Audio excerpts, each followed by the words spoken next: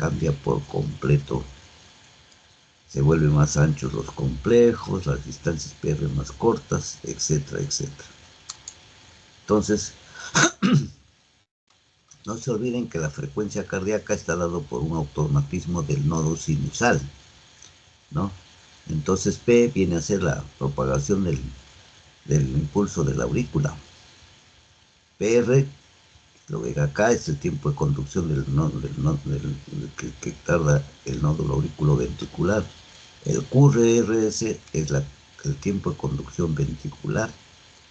Y el QT sería de Q a T, que es la duración de potencial de la elección ventricular, ¿no? Entonces el electrocardiograma representa todo lo que es la función de despolarización y repolarización ventricular. Acá tenemos cómo se dan las fases de despolarización.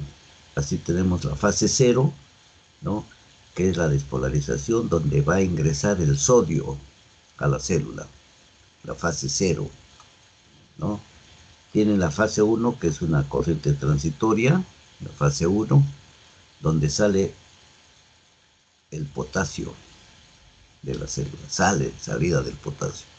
Pues tenemos una corriente meseta, que es la fase 2, una meseta donde hay salida del calcio. Acá el calcio sale de la célula, ¿no?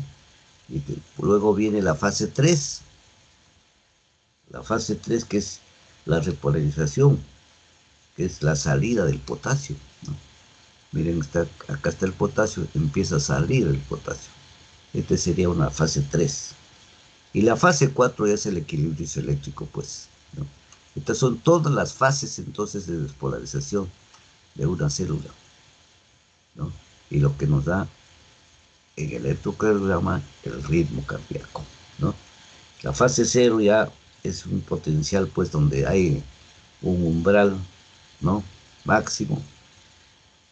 Se llama un potencial de acción, ¿no?, donde está el potencial de umbral y hay un potencial diastólico máximo, ¿no? Acá se dan las fases de despolarización, donde hay salida de potasio y salida de calcio, ¿no? Este cuadrito lo van a tener y ustedes lo pueden tener en cualquiera de sus libros, no hay problema. Acá está la descripción de cómo es cada una de las fases, ¿no? Ya les decía, fase 0 de polarización, entrada de potasio, de sodio. Fase 1, la corriente transitoria, salida de potasio. La fase 2 es en meseta, entrada de calcio.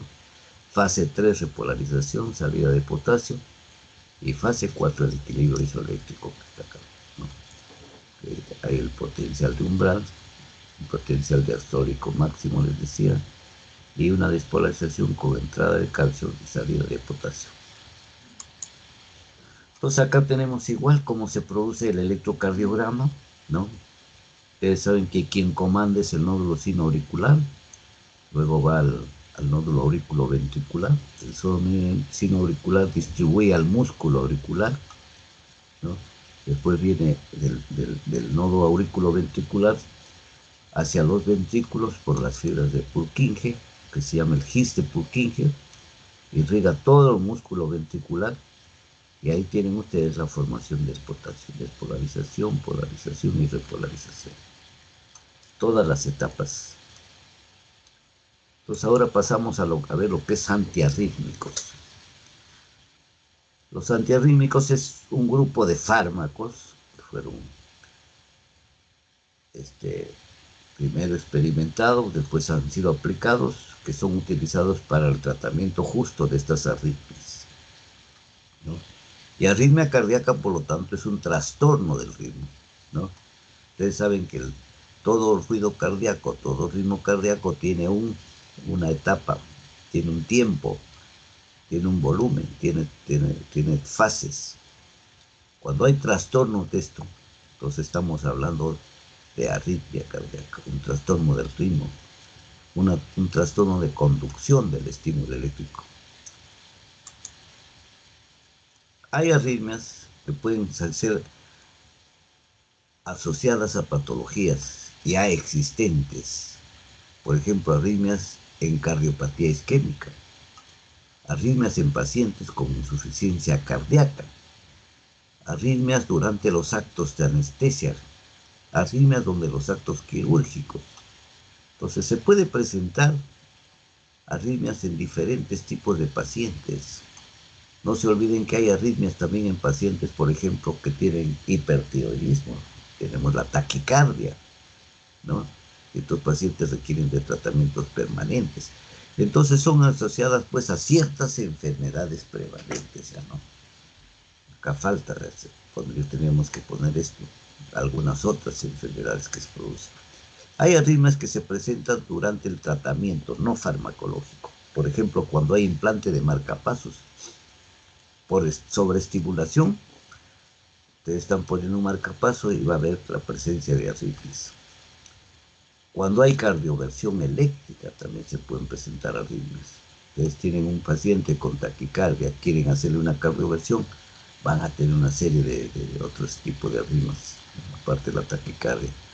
Cuando hay una desfibrilación de marcapasos implantables también, porque así como hay marcapasos, hay desfibriladores que son implantados debajo de la piel, ¿no? Para controlar la fibrilación auricular. Cuando se hace ablación, ¿no? Ustedes ya escucharon hablar de ablación en la parte de semiología cardíaca, ¿no? Ablación no es sino la introducción de un catéter para tratar de, llegando a zonas a las zonas ectópicas que producen arritmias en la aurícula derecha, se llega y se hace quemaduras prácticamente por corriente eléctrica. Eso se llama una ablación con catéteres especiales, ¿no? U otros factores precipitantes que puede haber también, ¿no? En diferentes tipos de cirugía. Ahora puede haber arritmias también por fármacos antiarrítmicos. Si se presenta por fármacos antiarrítmicos, estamos hablando de efectos adversos, ¿no? Efectos adversos. Y en proarrítmicos, que son efectos adversos cardiovasculares también. Entonces, como efectos adversos podemos tener no cardiovasculares y cardiovasculares. Hay un autor, Sidney Vaughan Williams, que clasificó a las arritmias o a los antiarrítmicos en 4 clases. Clase 1, clase 2, clase 3 y clase 4. Clase 1 lo llama a los bloqueantes de los canales de calcio, ¿no? Estos a su vez se clasifican en 1A, que dan bloqueo intermedio, 1B que dan bloqueo rápido y 1C que da bloqueo lento, ¿no? Entonces, diferentes tipos de bloqueantes. Ya saben, clase 1 tenemos estos de bloqueo intermedio, rápido y lento, que bloquean canales de sodio. Los de clase 2 son los bloqueantes, los beta bloqueantes, ¿no? Son antagonistas de los receptores beta adrenérgicos. Clase 3, los bloqueantes de canales de potasio, que prolongan la duración del potencial de acción del ciclo cardíaco y no afectan la cavidad intracardíaca. Y los de clase 4 son bloqueantes propiamente de los canales de calcio, son los famosos dihidropiridínicos. Hay otros que no están dentro de la clasificación, que es la adenosina y la digoxina, que se usa también en otros. La digoxina, no se olviden que se utiliza como un fármaco para la fibrilación auricular, ¿no? Que ahora ya está quedando en desuso porque más se usan los beta bloqueantes, ¿no? Entonces, Williams dice que los clase 1 pues son bloqueantes de los canales de calcio, los clase 2 antagonistas de los receptores beta adrenérgicos, los clase 3 prolongación, van a prolongar la duración del potencial de acción, y los de clase 4 son antagonistas del calcio de tipo L. Estos son los mecanismos de acción que nos da Sir Vaughan Williams. Y acá está. acá nos da lugar de acción dentro del gráfico del potencial de una célula. Clase 1, bloqueadores de los canales de calcio. Miren, ¿no? Hasta clase 2, los beta bloqueantes, ¿no? Los receptores beta adrenérgicos van a bloquear los receptores beta adrenérgicos. Clase 3, prolongan la duración. Acá se prolonga la duración del potencial de acción, ¿no? Ustedes saben que acá está el potencial de acción. Entonces la clase 3 acá bloquean para prolongar el potencial de acción. Y clase 4 son antagonistas de los canales de calcio. Esta figurita es más que un gráfico, es una figura que habla, ¿no? En lugar de acción de los antiarrítmicos a nivel de la célula. Vamos a hablar de los clase 1. Hablando de antiarrítmicos, ¿qué hacen los clase 1? Son los bloqueadores de los canales de calcio. Y tenemos acá dentro de estos a los 1A que habíamos hablado, la quinidina, la procainamida, ¿no? De clase lenta. Los 1B que habíamos dicho, la fenitoína y la dicoína. Y los clase muy lenta, la propafenona y la flecaína. Esto es dentro de la clase 1, los bloqueantes del calcio, del sodio. ¿Qué van a hacer estos aparte del bloqueo? Estos medicamentos disminuyen la amplitud y rapidez del potencial de acción, deprime la excitabilidad de la célula, disminuyen la velocidad de conducción, bloquean otros canales como el de potasio y el de calcio, ¿no? Y el grupo 1A, que es la quinidina de la proteína, al bloquear los canales de potasio, ¿no? Prolongan la presión arterial, prolongan el potencial de acción y alargan el intervalo QT en el electrocardiograma, ¿no? Esto es más o menos lo que hacen los de clase 1. Y entre ellos teníamos, ¿quién? La propafenona acá, ¿no? La propafenona que va en enlentecer la conducción hacia los tejidos con una respuesta rápida. Entonces, ¿qué hace la propafenona? Prolonga el PR, el QRS y el QT en el electrocardiograma. Y esto lo van a encontrar ustedes cuando tomen un electrocardiograma. Así como tiene efectos benéficos, tiene efectos adversos también. Los efectos adversos son de tipo beta antagonista. Va a producir bradicardia, a veces exagerada, por eso que hay que tener cuidado cuando se administra propafenona, o pueden producir broncoespasmo. ¿Y por qué es necesario saber esto? Porque yo no le voy a dar propafenona a un paciente que es asmático, ¿no? No le voy a dar esta propafenona a un paciente que ya tiene bloqueo por la bradicardia excesiva que me puede producir y al final problemas serios, ¿no?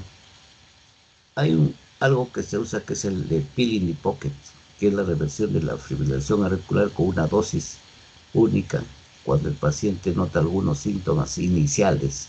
Se da una sola dosis al paciente y va a revertir la fibrilación auricular. Esto se llama el famoso pill in the pocket, ¿no? Entonces, ¿para qué se usa la propafenona? Para reversión de la fibrilación auricular, como en este caso, ¿no? Y para conservar el ritmo sinusal en pacientes con corazón sano. Entonces, más o menos, esto es los usos de la propafenona. El otro producto que habíamos hablado es la flecainida, que va a bloquear la corriente de sodio y de potasio. Prolonga también el PR, el QRS, el QT. Va a retardar la conducción. Y cuando hay un test de flecainida, va a aparecer el síndrome de Brugada de tipo 1. Y esta es una arritmia que tiene que ser tratada al final con la implante de un marcapaso. Entonces, a estos pacientes que presentan este tipo de arritmias, se le hace el test de flecainida. Acuérdense, síndrome de Brugada, ¿no? Entonces, esto pues tiene un efecto proarrítmico del 5 al 30%. La flecainida no es tan efectivo en esto, ¿no? Entonces, la propafenona que hemos hablado nosotros y la flecainida aumentan la mortalidad en pacientes con cardiopatía isquémica. Esto es importante, debía estar en más grande, porque ya tienen en cuenta, y esto tienen que tenerlo como un título. Ustedes no le van a dar a un paciente con cardiopatía isquémica propaferona o con una insuficiencia cardíaca. Ya ven a lo que se van. Este paciente puede terminar ustedes haciéndole su carta de fallecimiento. Después habíamos hablado de los de clase 2, los beta bloqueantes. Estos son los más conocidos que hay. Ustedes ya han escuchado mucho hablar de ellos. El atenolol, el bisoprolol, el metoprolol y el propanolol, ¿no? Estos tienen una estimulación beta adrenérgica. ¿Qué van a hacer los beta bloqueantes? Aumentan la entrada de potasio, ¿no? Incrementan la corriente en los marcapasos, incrementan la corriente de salida de potasio también, ¿no? Entonces estos bloqueantes beta van a deprimir o van a suprimir los marcapasos normales o anormales, ¿no? Van a reducir la frecuencia porque aumentan el tono simpático, ¿no? Y es especial todos estos productos para el tratamiento de arritmias supraventriculares y ventriculares. Entonces, cuando se trate de arritmias supraventriculares y ventriculares, ya tienen atenolol, bisoprolol, metoprolol y propanolol. Casi todos son bastante usados. El atenolol se hizo incluso, hay que tener cuidado porque este producto se usa bastante para hipertensión arterial. Bisoprolol, metoprolol y propanolol sí se usa más específicamente para arritmias. Acuérdense de los beta bloqueadores o beta bloqueantes. Acá tenemos que van a reducir la mortalidad y las muertes súbitas después de un infarto en miocardio agudo. Entonces, ya han escuchado ustedes que a la mayoría de pacientes que tienen infarto se les da beta bloqueadores. Se le da media tabletita de atenolol o se le va a dar bisoprolol que viene en dosis muy bajas, dosis de 5 o 2.5. Entonces ya tienen familiares, de repente infarto de miocardio se le da. Entonces, ¿con qué fin? Con el fin de conservar una frecuencia baja. Entonces, ¿qué se llama? Al paciente hay que hibernarlo, se llama hibernar al paciente. El paciente después de un infarto no puede permanecer con frecuencias altas, hay que bajar la frecuencia. Entonces el paciente va a ir mejor. Entonces tenemos dentro de ellos también que se puede usar el propanolol porque viene en dosis bajas y es un antagonista no selectivo, ¿no? El atenolol, que es antagonista B1 selectivo, este específicamente es cardioselectivo, ¿no? Van a frenar estos productos el automatismo normal, alargan el PR, ¿no? No prolongan la conducción del músculo ventricular, va a tener estos pacientes un QRS normal en el electrocardiograma y la prolongación del QT va a ser casi imperceptible en el electrocardiograma, ¿no? ¿Cuáles son las contraindicaciones de los beta bloqueadores o los beta bloqueantes? Bloquean. Hay bloqueo auriculoventricular de segundo y tercer grado. Estas son las contraindicaciones. Un paciente que tiene bloqueo AV de segundo y tercer grado, ustedes no le pueden dar un beta bloqueador. Si tienen diagnóstico frecuencia baja en pacientes de tercera edad, hay que tener mucho cuidado, porque de repente ustedes lo llevan al estocado. Le dan un beta bloqueante, el paciente está con 40 de frecuencia, y le dan un beta bloqueador, lo llevan a 30, 32 o 28 y el paciente termina desmayado. Hay que tener mucho cuidado en bloqueo AV de tercer grado. No se debe dar. Estos pacientes también hay que tener cuidado en pacientes que tienen hipotensión de la presión arterial sistólica menor de 90. Pacientes hipotensos no hay que, si se tiene beta bloqueadores, hay que retirar el beta bloqueador en ambos casos, ¿no? En una insuficiencia cardíaca descompensada tampoco se debe dar. En bradicardia menores de 60, igual que en bloqueo, no se debe dar este paciente, no está contraindicado.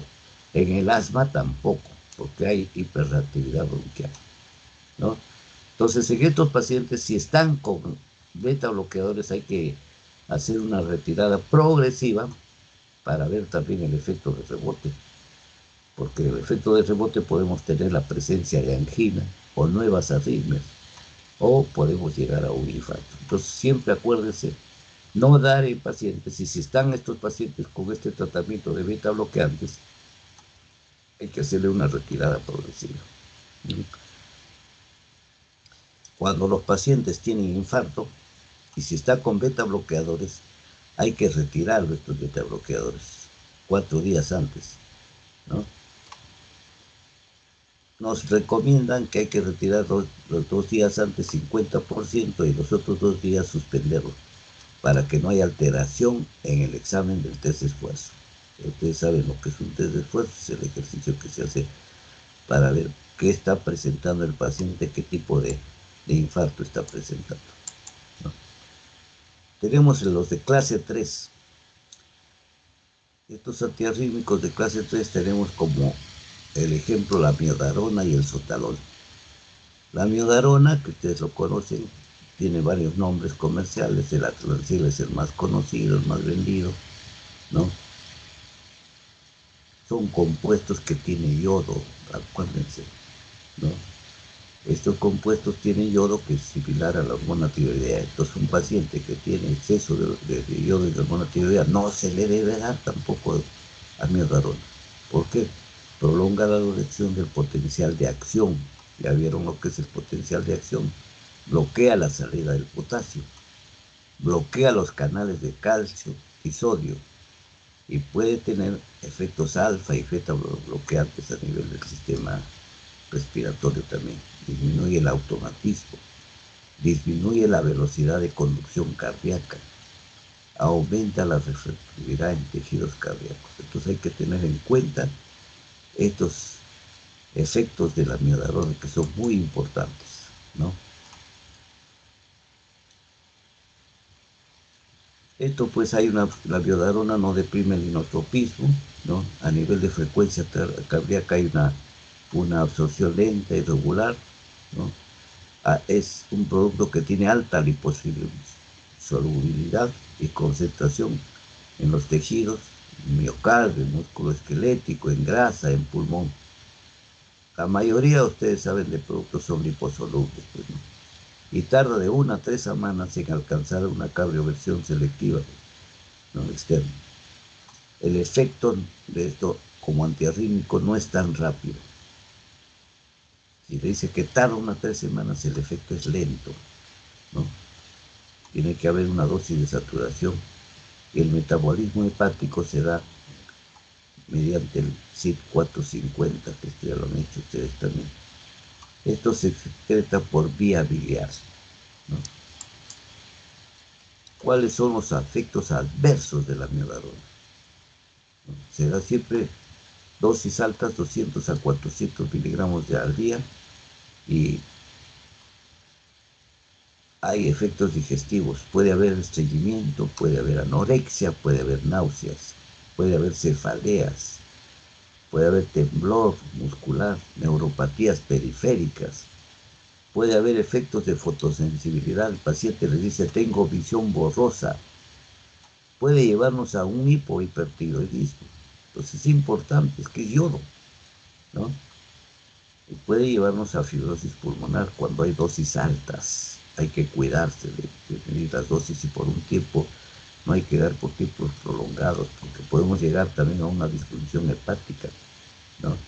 Y cuando se presenta por vía endovenosa, tengan cuidado que hay hipotensión, pacientes con presión baja, ustedes pueden tener problemas, hay bradicardia, hay bloqueos auriculoventriculares que les puede asustar a ustedes.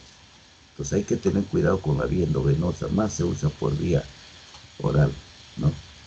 Y por lo general prolonga el espacio QT, ¿no? Cuando está asociado a otros fármacos como las fenotiacinas. ¿Cuáles son los usos que le damos a la amiodarona?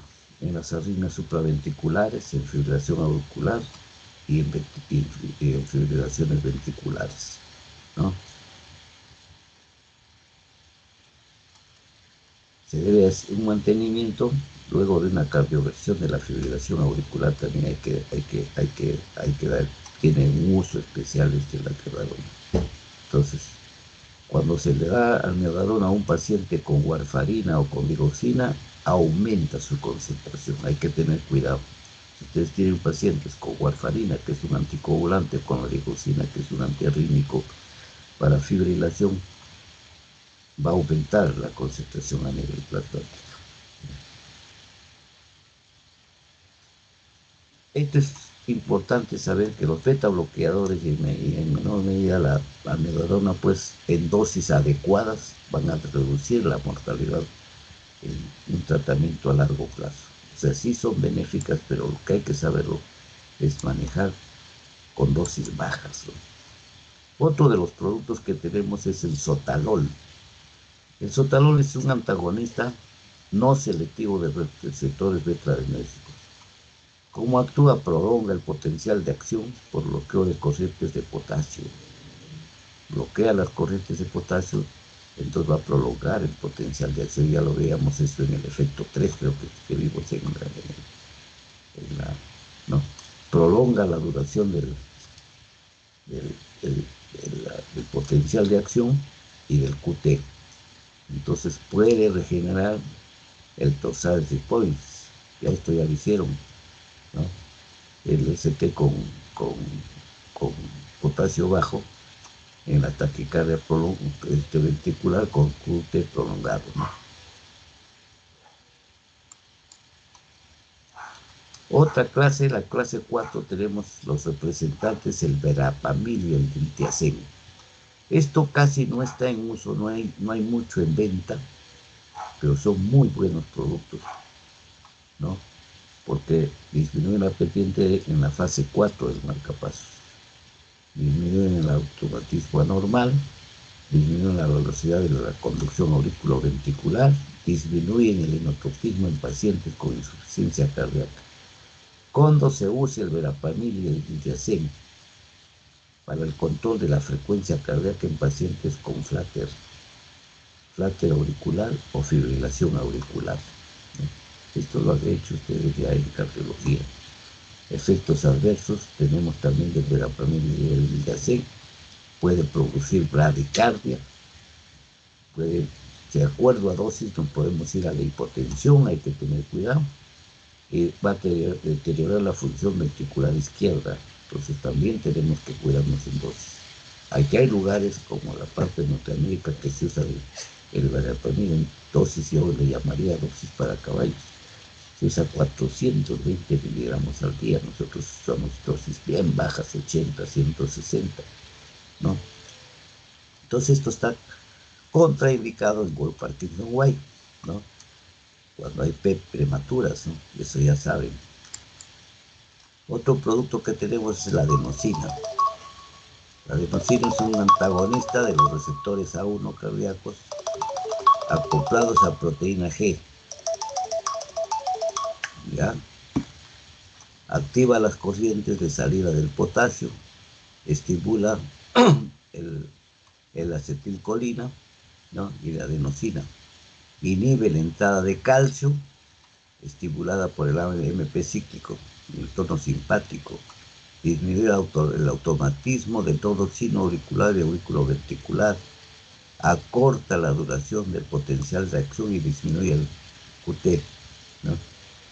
Y dentro del efecto farmacológico hay un metabolismo rápido por desaminasa de la adenosina celular, de 6 a 12 segundos. Y cuando es la aplicación intravenosa es muy rápido. ¿Cuáles son los efectos adversos de la adenosina? Asistolia. En 5 segundos pueden tener un corazón paralizado.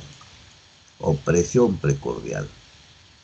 Puede producir distia, broncoespasmo, hipertensión. Hay que tener cuidado. Las contraindicaciones de la adenosina son insuficiencia respiratoria, broncoespasmo. Es un paciente que tenga patología del sistema respiratorio, hay que tener cuidado. Ya hablábamos antes de los asmáticos, ¿no? De los EPOC, ¿no? Se usa por lo general la adenosina en la taquicardia supraventricular paroxística. Y otro de los productos que esto sí lo conocemos, es un producto estrella, siempre ha sido un producto estrella para nosotros, la digoxina, ¿no?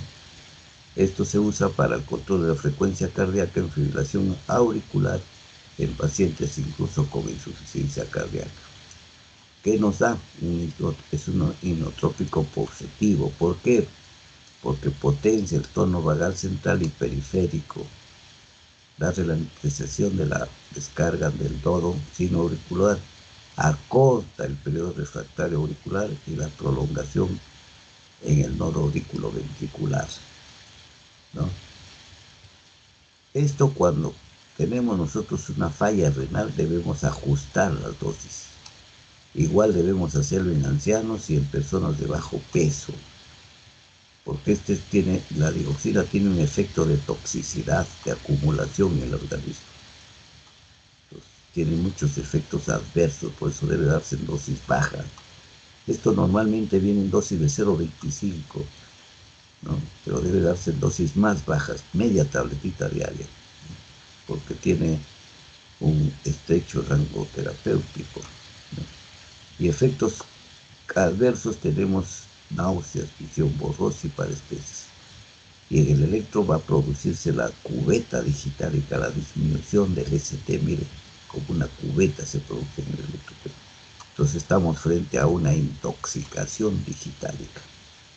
Hay que tener cuidado con la digoxina, es un productazo, se ha usado, creo que se ha usado más de 80, 100 años, con muy buenos efectos, se está cambiando ahora por los retroactivadores, pero aún sigue siendo un buen producto sabiendo manejar, ¿no? Tiene contraindicaciones también igual que los otros productos en el síndrome Wolff-Parkinson-White, en una miocardiopatía hipertrófica obstructiva, en el bloqueo de AB, ya dijimos de antes, el bloqueo de segundo o tercer grado no debe darse, en la amiloidosis cardíaca, y tiene también contraindicaciones relativas cuando un paciente está con diálisis, ¿no? Bueno, esto ha sido una revisión de lo que es la parte de antiarrítmicos. Vamos a pasar ahora a ver lo que nos toca también, es los antianginosos. Vamos a ver antianginosos, creo que no se ha movilizado.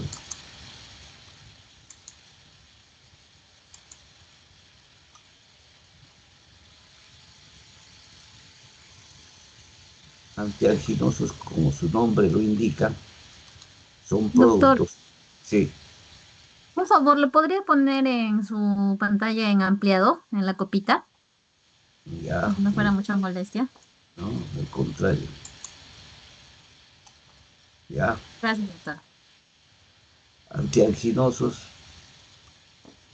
es conocido porque son productos que va a evitar la angina, que esto se va a dar para los pacientes que no tienen, que presentan cuadros durante el infarto por falta de irrigación del músculo cardíaco, antiisquémicos también le pueden decir ustedes, ¿no?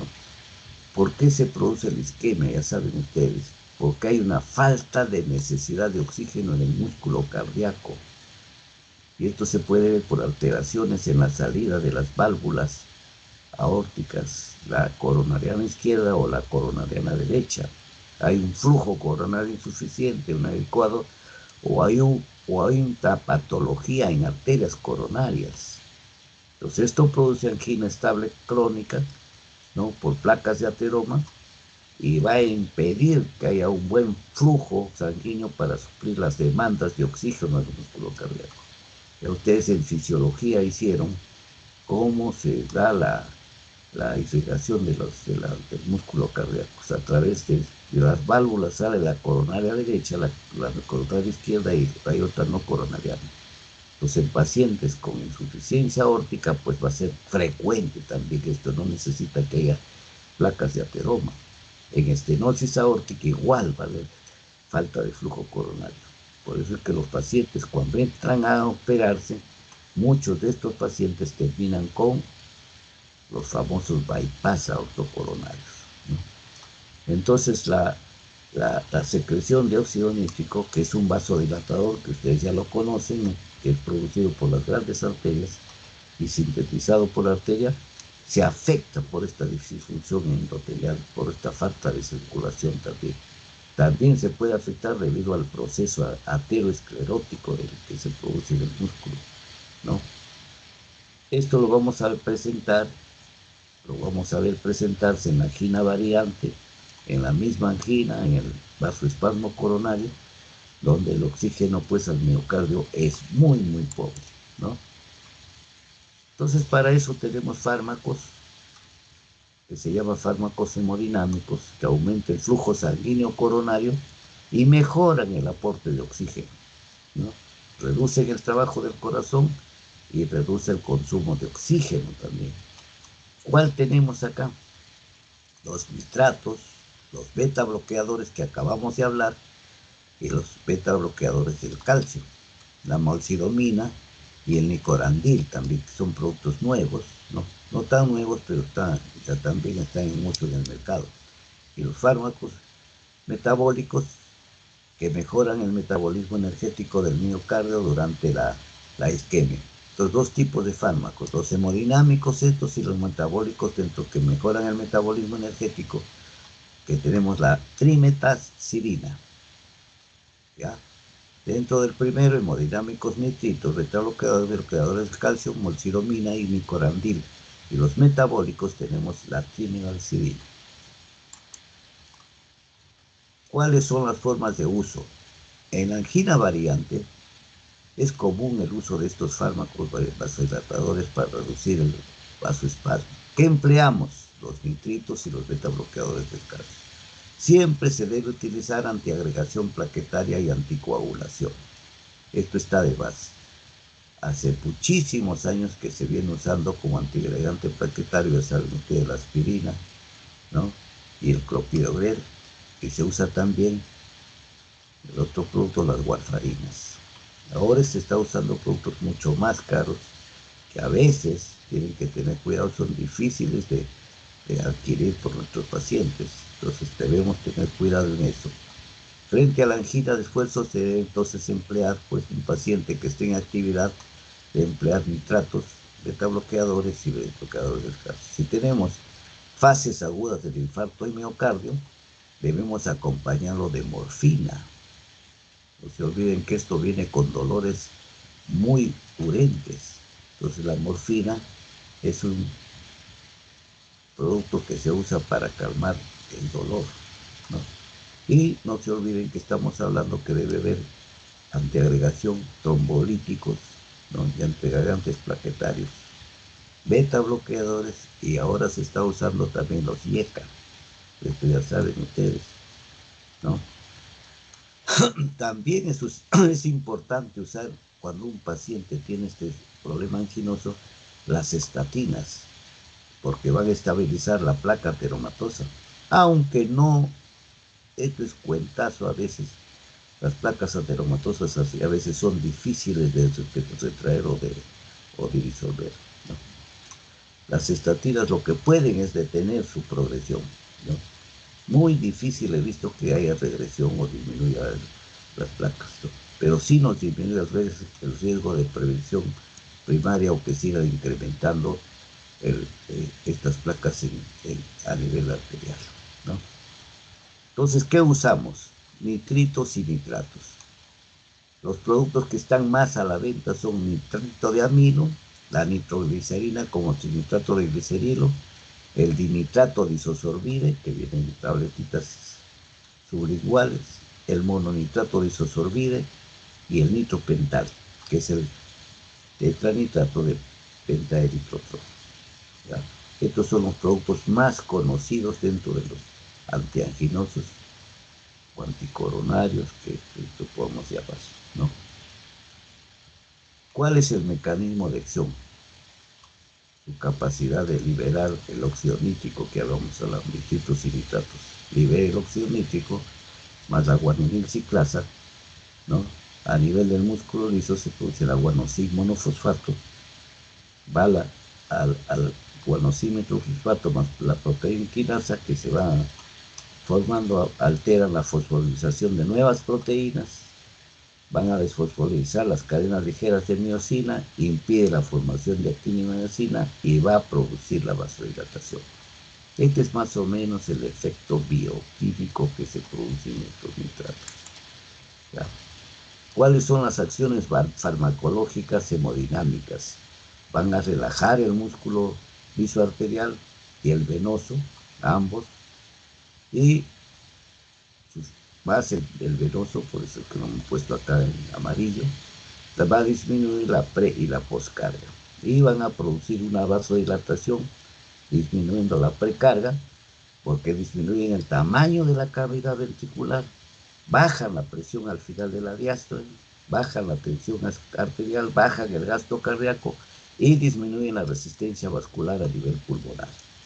Asimismo, relajan el músculo bronquial, las vías biliares, el, el, las mucosas gastrointestinales, mucosas uterinas y las vías urinarias. Todo este efecto son efectos cardiovasculares hemodinámicos de estos productos. ¿Ya? Y a nivel de flujo coronario tenemos pues que los vasodilatadores mejoran el aporte de oxígeno, ¿no? Dilatan las coronarias en gran calibre, aumentando el flujo coronario. No va a alterar los mecanismos autorreguladores de los vasos pequeños, actúan en grandes vasos. Hay una mejor redistribución del flujo coronario, ¿no? Desde el epicardio hasta las regiones subendocárdicas, incrementa el flujo en las zonas isquémicas, reduciendo el vasoespasmo, ¿no? ¿Cuáles son los requerimientos de oxígeno miocárdico? Disminuye la demanda miocárdica de oxígeno, ¿no? Al haber dilatación, decíamos que disminuye la precarga, ¿no? Va a disminuir el retorno venoso, va a disminuir el volumen ventricular al final de la diástole, disminuye el consumo de oxígeno, mejora la perfusión subendocárdica y a nivel de dilatación de vasos de resistencia arteriolares, ¿qué va a hacer? Disminuye la resistencia vascular periférica, disminuye la poscarga, disminuye por lo tanto el trabajo del corazón y disminuye el consumo de oxígeno. ¿Cómo va a ser el alivio del dolor anginoso? Disminuyendo el trabajo del miocardio, disminuyendo las demandas de oxígeno, dilata las coronarias, incluso las arterias escleróticas también lo va a dilatar. Miren el efecto, qué interesante es. Ya hay que cuidarse de las dosis elevadas porque puede llevarnos a hipotensión arterial, ¿no? Entonces, en lugar de mejorar, va a haber un agravamiento de la angina, ¿no? ¿Cuál es la farmacocinética de estos productos? La nitroglicerina, igual que la mayoría de productos, es muy liposoluble. Se administra por vía sublingual, inhalatoria, tópica y endovenosa. Por todas estas vías se puede administrar, ¿no? Sublingual, inhalatoria, tópica y endovenosa. Por vía oral, endovenosa, por supuesto que hay que tenerlo en una unidad de cuidados intensivos por los efectos secundarios que podemos tener. Por vía oral no, porque tiene un importante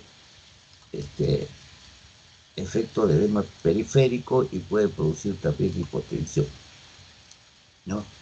El inicio, cuando uno da dosis sublinguales, es de 1 a 2 minutos y disminuye el efecto a los 30 minutos, ¿no?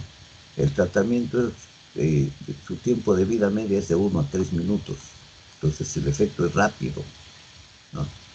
En los eventos que tenemos agudos, ¿no? El fármaco se inicia rápidamente, ¿no? Más rápido es la acción de inicio que la duración de sus efectos. Esto también da un efecto de duración a largo plazo, ¿no?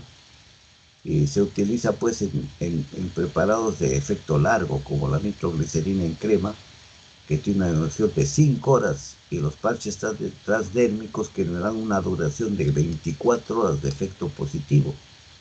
Esto en cuanto a la nitroglicerina. Tenemos un producto bastante conocido que es el dinitrato de isosorbide, que esto se administra por vía sublingual en crisis agudas. Se metaboliza esto en el hígado a mononitrato de isosorbide. Su tiempo de vida media es de 3 a 6 horas y su acción dura 8 horas el nitrosorbide, ¿no? Hay productos del nitrato de isosorbide que tienen una liberación sostenida ¿no? Que se administran una vez por día también. Todos estos productos se excretan por la vía renal, ¿no? ¿Cuáles son las reacciones adversas de estos productos? No se olviden que tienen un buen efecto vasodilatador, entonces puede producir a nivel del cerebro cefalea, ¿no? Que a veces después hay tolerancia con el uso continuo, va a presentarse rubor facial, mareos, hipotensión ortostática, hay que tener cuidado en ciertos pacientes, no en todos. Puede haber desvanecimiento, puede haber hipotimia o crisis sincopales, ¿no?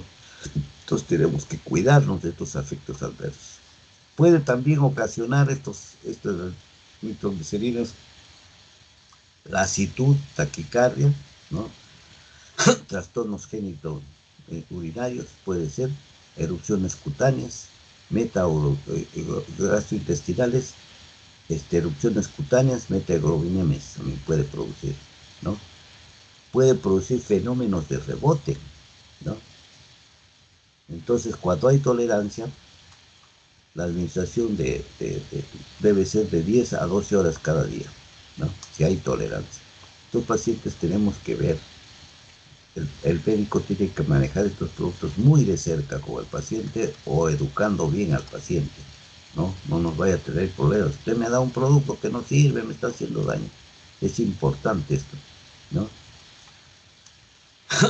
Siempre hay que dar estos productos, como dice ahí, si es mejor el beneficio que el riesgo. En el embarazo también está indicado, pero nosotros tenemos que tener a la paciente muy de cerca o al teléfono para que nos diga, porque si no a veces nos crean problemas con estos pacientes, ¿no? ¿Cómo viene la presentación? Nitroglicerina en tabletas sublinguales de 0,5 y 1 miligramo, tabletas de liberación sostenida de 2, 6 y 9 miligramos, parches transdérmicos y cremas que vienen al 2%, ya les decía que la crema es de bastante duración prolongada, y el dinitrato de isosorbida viene en tabletas de 5 y 10 miligramos, tabletas de liberación sostenida de 20 y 40 miligramos, el tetanitrato de pentaeritrol, tabletas de 10, 20 y 80 de liberación sostenida. Estos productos que son tan interesantes, tan buenos, que tienen sus riesgos, hay que tener cuidado con las interacciones con el alcohol, ¿no? El aumento del alcohol, el alcohol incrementa su efecto vasodilatador, aumenta la hipotensión ortostática, este paciente puede perder el equilibrio, ¿no? Y en el glaucoma incrementa la tensión intraocular o intracraneal. En estos pacientes tenemos que tener bastante cuidado, ¿no? Tenemos también los otros productos que son los bloqueadores de canales de calcio, ¿no? Dentro de ellos tenemos los dihidropiridínicos, que tienen propiedades hipotensoras y antialginosas, los bloqueadores del calcio. ¿Cuáles son los productos? El representante de primera generación de ellos es el nifedipino. Y en segunda generación tenemos que el nifedipino se sigue usando incluso en pacientes con patología renal con muy buenos efectos, ¿no? Y de segunda generación tenemos el nalodipino, que ahora se usa más que nunca en cantidad. Tenemos también el felodipino, la isaripina, la nitrendipina, el nicardipina, nimodipino y doxorubicina. Entonces, todos estos productos están en el mercado, ¿no? Y los nonodihidropiridínicos que tenemos, que tienen propiedades hipotensoras, antianginosas y antiarrítmicas, ¿no? Tenemos el verapamilo y el glitiacén, ¿no? Estos productos también se están en menor cantidad, pero también lo tenemos en el mercado, los no dihidropiridínicos. ¿Cuál es su mecanismo de acción? A nivel vascular y nivel los canales de calcio, el voltaje sensible tipo L que hemos hablado, relajan el músculo liso arterial, poca acción tienen sobre el lecho venoso, más sobre el tipo arterial, no afecta entonces la precarga, ¿no? Y a nivel de célula cardíaca son inotropos negativos, impide la entrada de calcio al biocito cardíaco. Entonces, por este efecto no puede unirse a la troponina, y como resultante impide la interacción actina-miosina, entonces no hay contracción, ¿no? Entonces va a incrementar el flujo sanguíneo en los vasos coronarios. Entonces, ¿cuál es la acción de los farmacológica? De los no hidropiridínicos, deprime la actividad de los nódulos sinusales y auriculoventricular, disminuye la frecuencia cardíaca, disminuye la conducción auriculoventricular, prolongan el periodo refractario efectivo, deprime la contractilidad miocárdica. Y los hidropiridínicos no afectan la frecuencia de la descarga de los nodos. Hay un efecto inotropo negativo modesto.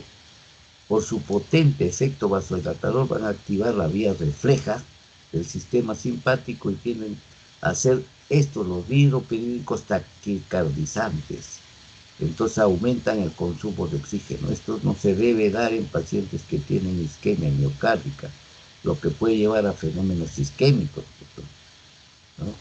Entonces, tipo que van a disminuir la resistencia periférica y la poscarga, reducen la tensión de la pared ventricular y las demandas de oxígeno en el miocardio. Entonces aumentan la potencia de oxígeno del corazón por la excesiva vasodilatación, ¿no? A nivel de vasos cerebrales, por ejemplo, la nifedipina tiene mayor selectividad vascular y se utiliza también en tratamiento de las hemorragias subarachnoideas, ¿no?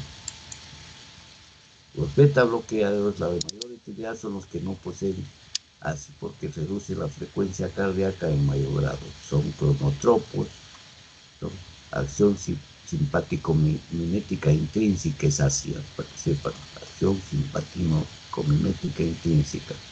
Son cronotropos e inotropos negativos y afectan la conducción auriculoventricular, disminuyen la presión arterial. Estos son útiles en angina de esfuerzo para reducir la gravedad y frecuencia. Son cardioprotectores porque disminuyen la mortalidad, disminuyen el consumo de oxígeno, ya lo hablamos, ¿no? Disminuyen el gasto cardíaco, inhiben el efecto de las catecolaminas sobre los receptores BT1 cardíacos y por lo tanto las necesidades de oxígeno por el miocardio también los disminuyen.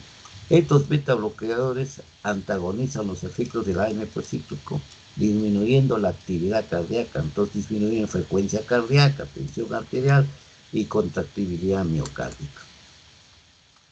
¿Cuáles son los efectos acá entonces de los hemodinámicos beta bloqueados? Disminuyen frecuencia cardíaca, disminuyen contractibilidad, disminuyen tensión arterial, ¿no? Disminuye la necesidad de oxígeno al miocardio, mejora la parte de oxígeno al miocardio, prolonga la diástole, aumenta los tiempos de prevención subendocardica, perfusión subendocardica.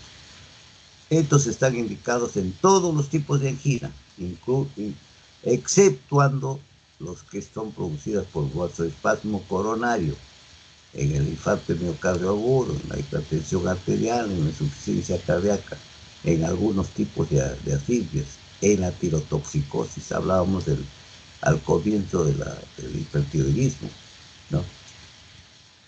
En la ansiedad, en la migraña también se emplea los betabloqueadores y el síndrome de abstinencia alcohólica, ¿no?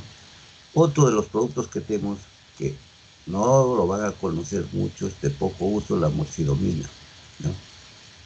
Las características de la moxidomina es parecida a los nitratos, el vasodilatador venoso, disminuye la precarga en dosis altas para disminuir también la poscarga y la resistencia vascular periférica, disminuye las demandas de oxígeno del miocardio, al producir vasodilatación coronaria, aumenta el aporte de oxígeno y tienen acción antiagregante plaquetaria, ¿no? Mecanismo de acción similar a los nitratos, la farmacocinética, la absorción es oral, el tiempo de vida media de esto es de 1 a 2 horas y su excreción es renal, ¿no? Los efectos secundarios son cefalea, hipotensión posterior, mareos, taquicardia de origen reflejo. ¿Para qué está indicado? En angina de esfuerzo y de reposo. ¿Cuál es la dosis que debemos dar? 2 a 4 miligramos cada 8 o 12 horas. Otro producto que tenemos es Ricorandil, poco conocido también, que es un vasodilatador arterial y venoso. Disminuye la precarga y la poscarga al producir una vasodilatación coronaria que aumente el aporte de oxígeno al miocardio, ¿no? estimula la guanilatoxiclasa y activa los canales de calcio, es su mecanismo de acción. A nivel de farmacocinética, se administra por vía oral y su tiempo de vida media es corto, 50 minutos. No hay tolerancia a sus efectos antianginosos. Indicaciones: indicado estrictamente en angina estable y en angina vasoespástica, ¿no?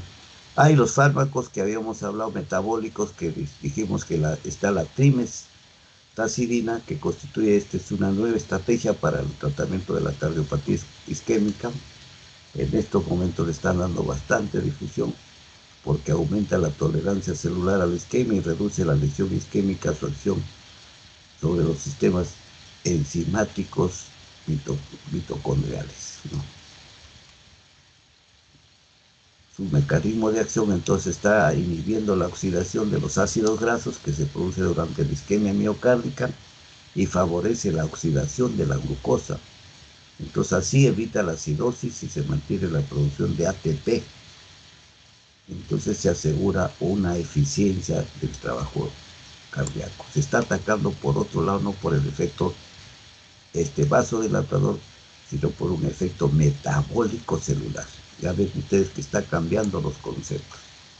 Otro que tenemos es la ibradina, ¿no?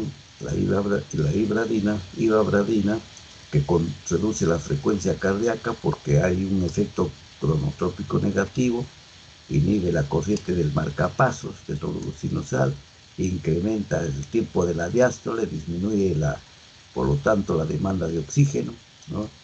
Es un mecanismo complementario el que actúa acá a los bloqueadores beta, porque va a actuar a niveles de los canales LF que se están en estado de abierto activo. La ibradina tiene pues un efecto cuando mayor frecuencia cardíaca, menor cuando se reduce, ¿no? Mayor efecto cuando hay mayor frecuencia cardíaca. Entonces aumenta la perfusión coronaria colateral y residual de la perfusión coronaria de flujo, ¿no? Esta ibradina no tiene efecto inotrópico o lisotrópico negativo. Hay estudios que demuestran que es tan eficaz como el atenolol o el oloripino para controlar la angina en cardiopatía isquémica crónica, ¿no? Y se combina con beta bloqueadores, produce mayor control de la frecuencia cardíaca y los síntomas de angina. Creo que con esto tenemos la ranolazina, que es un inhibidor selectivo de la corriente tardía de sodio, disminuye la sobrecarga de calcio en las células de miocardio, ¿no? Entonces, que ustedes saben que la sobrecarga de calcio en los cardiomiocitos se asocia siempre con difusión eléctrica porque aumenta el riesgo de arritmias, ¿no? La disfunción mecánica, cuando hay incremento de la tensión diastólica y disminución de la contractibilidad, y desequilibrio entre el aporte y demanda de oxígeno cuando hay aumento del consumo de ATP y disminución de la síntesis de ATP. Entonces, está actuando esto sobre otro efecto metabólico. Asimismo, esto tiene un efecto positivo en el metabolismo del corazón, disminuyendo la beta oxidación de ácidos grasos e incrementa la eficiencia de oxígeno miocárdico. Acá todos estos últimos productos ya están de tipo metabólico, están actuando sobre la acción metabólica de la célula, ¿no? Entonces, por todos estos efectos, disminuye la isquemia miocárdica, mejora la capacidad durante el ejercicio. No recomendables estas asociaciones de fármacos: nitratos y bloqueadores del calcio hidropiridínicos. Hay riesgo de taquicardia y cefaleas. Beta bloqueadores y beta bloqueadores de calcio no hidropiridínicos, porque va a haber sobrecargas de bradicardia severa, bloqueo ventricular y puede precipitar a una insuficiencia cardíaca. Sí están recomendados el nitrato y beta bloqueadores, ¿no? Para contrarrestar la taquicardia por producir el nitrato y beta bloqueadores del calcio, ¿no? Y los últimos disminuyen la taquicardia que producen los nitratos y son muy útiles en angina vasoespástica. Beta bloqueadores y bloqueadores de calcio dihidropiridínicos. Los bloqueadores disminuyen, moderan la bradicardia que producen los beta bloqueadores. Entonces, estas asociaciones y no asociaciones sí están permitidas. Acá les dejo un cuadrito, ¿no? Que es la esquema del diamante, que se llama, que es cómo se hace la combinación de fármacos antianginosos, ¿no? Que es importante. Con este cuadro ustedes se van a guiar. Esta es toda la revisión que tenemos que hacer ahora. Espero que hayamos cumplido con lo que teníamos que hacer. Muy bien, los dejo. Creo Muchas que tienen gracias, otra doctor. clase. Tienen otra clase. Esto se lo paso después, ¿ya? Sí, por favor, doctor. Muchas Sí, doctor, gracias. para poder repasarlo. Sí, Interesante, doctor. Gracias. muy bien. Nos vemos. Muchas gracias, doctor. Buenas tardes.